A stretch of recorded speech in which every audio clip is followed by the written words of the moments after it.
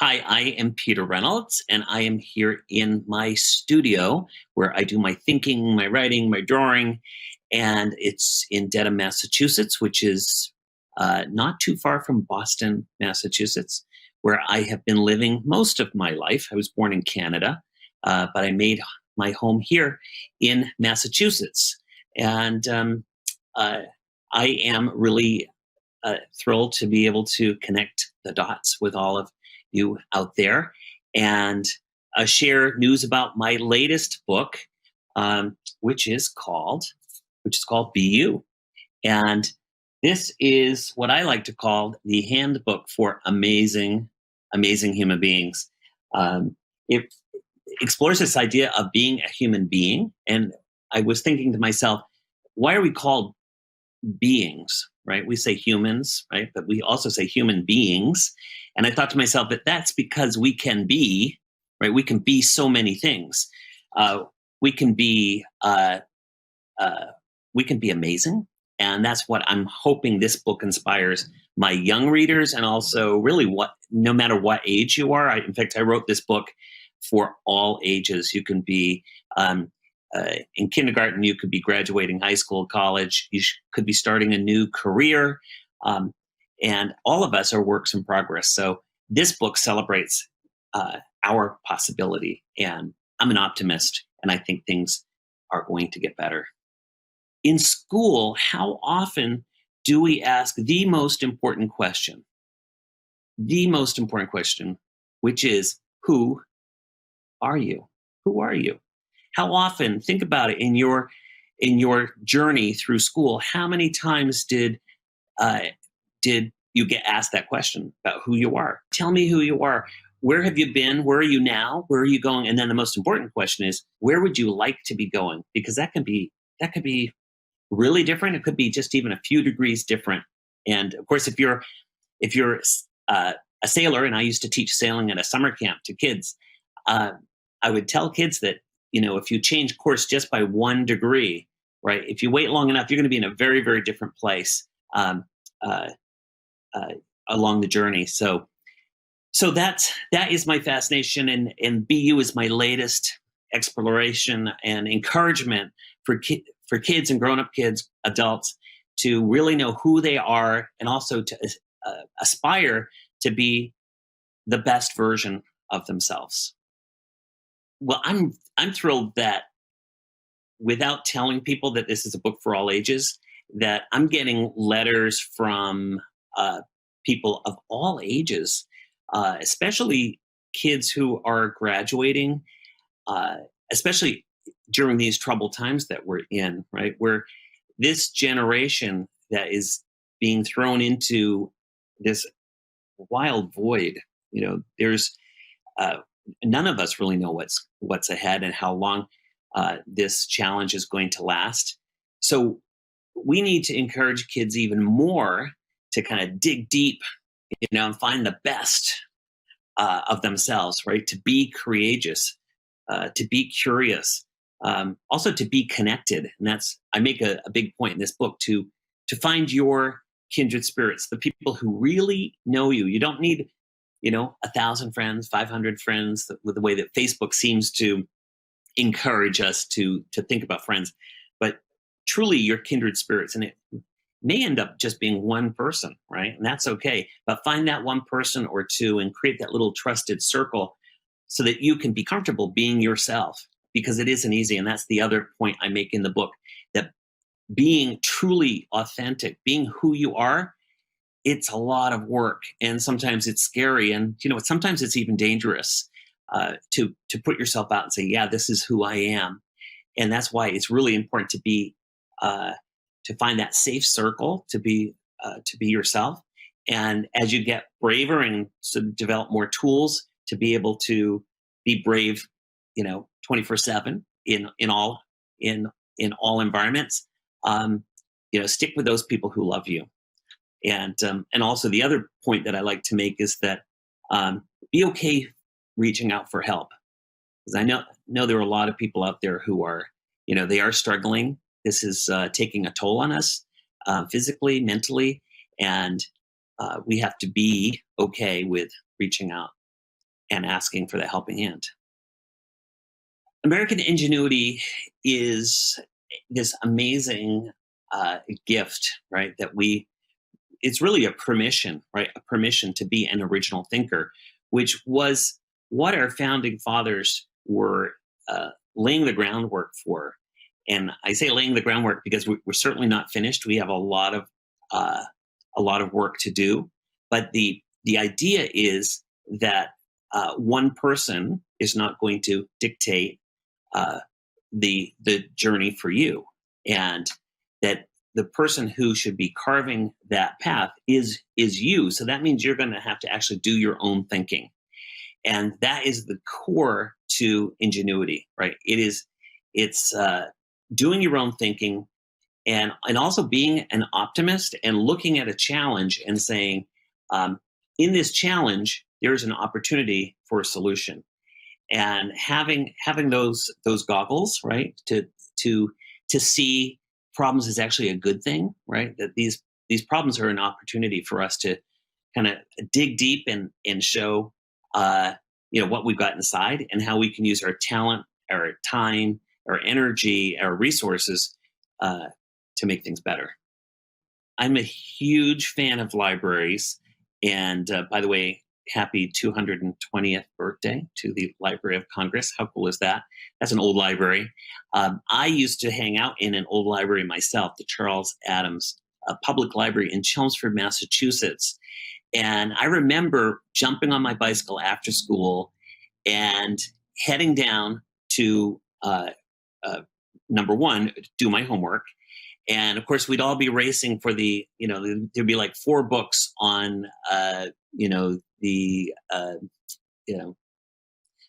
fill in the blank topic. And so you'd have to get to the library first to get those books. But when I finished my homework, then I was free to roam. And I like to say that I was a free range chicken in the library, and I could wander anywhere in that library. And that was a very formational moment for me, that I realized that all of these books in all of these sections were mine, and they were mine to explore. And there was no teacher saying, read this book, right? It was me discovering those books. And there was something about a book cover, right? You'd look at a book and it would literally speak to you. You could hear its voice say, read me. This could be important for you. And of course, the only way to find out is to open up that book and start reading. There was also on the second floor, there was a room full of vinyl records. And there were booths, and you could put headphones on, and you could sit there and listen to music. And I thought to myself, I would like to listen to every single one of these vinyl records. I don't think I made it through the entire collection, but I did listen to things that I would not have heard on WRKO radio, their top 20 hits. I was listening to Louis Armstrong and Ella Fitzgerald and Chopin and Beethoven. I was a kid in a candy shop, and I hope that people realize that that libraries are this amazing resource to help discover who you are and find out what sparks. So thanks to all the librarians out there who are taking care of these incredibly important knowledge centers and community centers. One of my favorite things to do is to think, and I love, things begin sparking in my head. And one of the saddest things, I think, is to have a great idea and to lose it, right? So writing it down is a great way to do it. But I was given this gift of being able to take this image in here and use this hand and something to write with to create an image. And so I can actually record what I'm thinking. I draw basically the little films in my head. And so I'm making these little films all the time. And I especially love to think of, like, what little films could I create that will make the world a better place? How can I create a story, maybe model some kind of discovery, this aha moment for a character, and that maybe if I can not just tell it but to show it, that it will it'll be really an efficient and a powerful way to communicate that to my readers, and so that they can actually they can see that transformation in. Like, I wrote a book called The Dot, and the little girl in the book is Vashti, and she says she can't draw until, of course, she meets a teacher who thinks differently in more ways than one. And she helps this little girl who says she couldn't draw bloom and be this amazing artist, and not only be an amazing artist, but inspire others around her to be brave as well. So I love that I can literally draw that out of my head and then efficiently share it with the world. Of course, picture books are a pretty cool, pretty powerful tool for sharing big ideas very, very quickly, because it takes about 5 or 6 minutes to read one of my books. And yet it hopefully delivers a very powerful message, and a message that you can connect to yourself, because ultimately what I want to do is to help my readers. I'm here. I've lived a long life. I'm hopefully going to be around for a lot longer, but time is running out. And I want to make sure that everything that I have experienced, my aha moments, that I can bottle them up and gift them to you, to my readers, to my children, to my grandchildren. I'll be able to reach out to them even after I'm gone and say, I learned something, and maybe, just maybe, it could help you on your journey. And if it does, I will be smiling somewhere beyond. A highlight during this year, and what a topsy-turvy year it was, with COVID-19, and then I lost a very, very dear friend of mine, and I was feeling pretty blue and pretty low, and and then suddenly I got news that President Barack Obama and First Lady Michelle Obama were going to read my book. This is the Greek version, but it's in many languages now. But this is The Word Collector, starring Jerome, who loves words, loves words, and he collects words.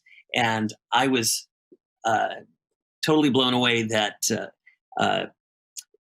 that it would be read by the President and First Lady.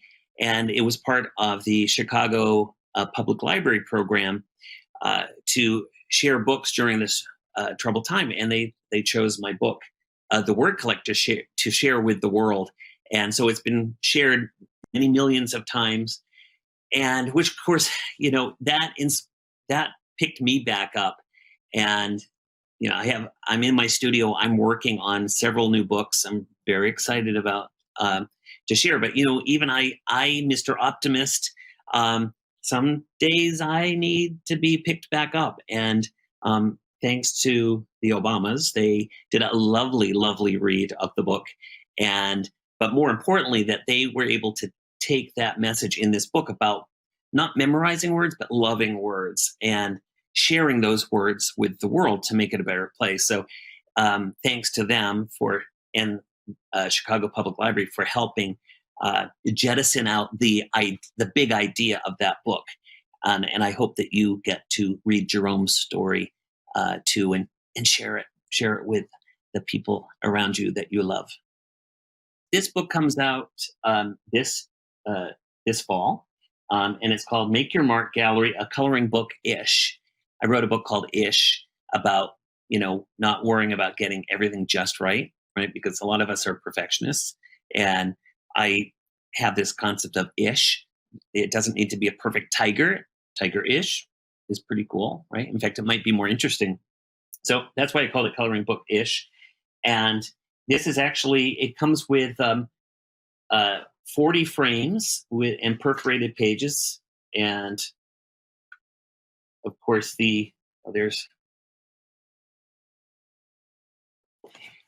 so the book is only half done. And of course, the rest is going to be done by you, which is kind of my philosophy, is that the blank page is a wonderful thing. And some of us are less afraid of it.